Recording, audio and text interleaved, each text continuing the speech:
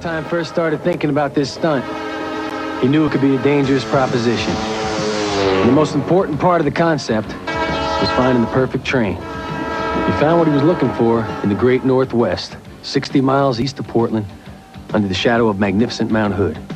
Johnny was searching for a section of the track that curved enough to allow proper placement of his landing ramp. The train will be coming head-on toward me. I'll get a signal from Fabian, the crew chief, as to when to go. When I leave the ramp, I'll fly directly above the train and land beyond it, just on the outside of the curve in the railroad tracks. With every jump, there are a few circumstances that make it unique, and I concentrate primarily on first my speed, then ramp alignment, and then technique. If I have all those together, the jump will go flawlessly.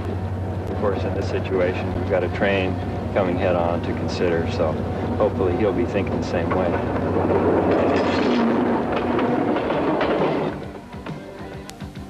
You were about a foot too low. A foot too low? Yeah. We've got to get another foot and more to clear that train? That's pretty scary. Constant testing quickly took its toll on the landing ramp. And two of them broke in here. The joist hangers just aren't holding up. We'll probably have to change these two bars horizontally. Meanwhile, engineer Bob was doing his own testing.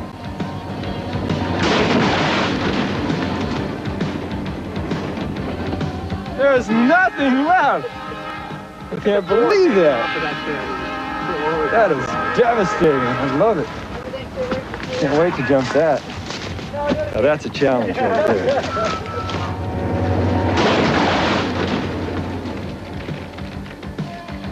Look at this debris here. How do you feel, Johnny? Great. I can't wait now.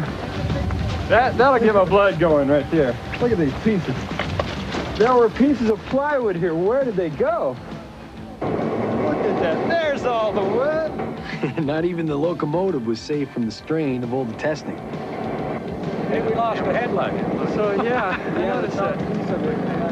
So will I look anything like this wood if I come up short? This This is what it is, it's a steel. This is solid steel right here. What would it do to the human flesh? Well, we won't get into that. If you're looking at your obstacles, you're taking your eyes off your goals.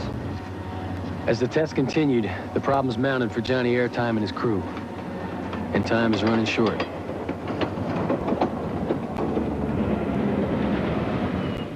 Two things happened after Johnny's last test.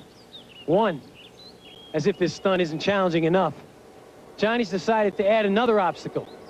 Instead of an engine and a caboose, they're going to also be carrying a passenger car, bringing the total length to 180 feet.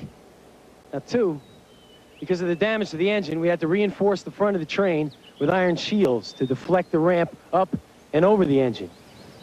If that thing doesn't look intimidating, I'll tell you, I don't know what does. How do you feel? I feel like showing everybody what time it is. All right. Well, good luck. Okay, thanks a lot.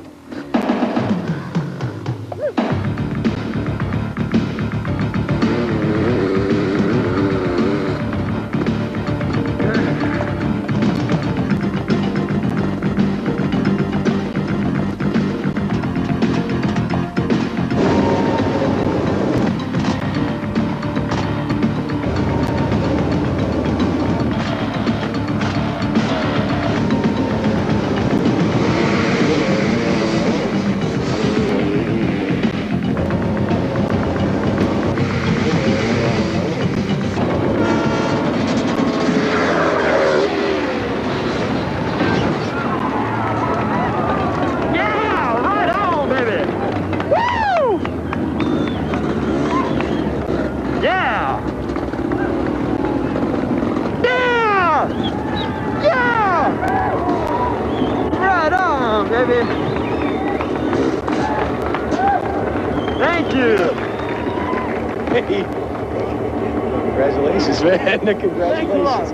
Well, how you feel? Awesome. That was the most exciting thing. Hey, Fabian, this is Fabian, my crew chief. Hey, excellent work for 5 weeks on this thing. Whew. That was the most awesome job I've ever done, man. That was like picture perfect. Thanks a lot. And was that technically as perfect as you wanted it to be, or was that exactly where I wanted everything to turn out?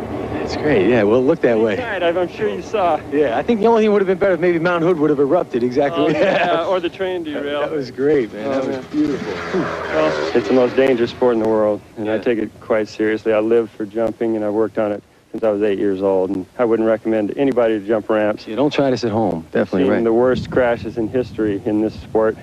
And this is the 7 wonders of the world of jumping. This is number 1 right here. All right, well, we're going to take a look at the replay so we can analyze this. Getting prepared, I'm looking at the flag. The third one hits, and I put it in gear. That's so the clutch doesn't get hot and slip. Come out of the hole, real good drive. Speed shifted through the gears, motocross style. Attack position. There we go. Jeez, that's a great angle. Man. We have about a 10-mile-an-hour headwind at this point, and it was concerningly just a little.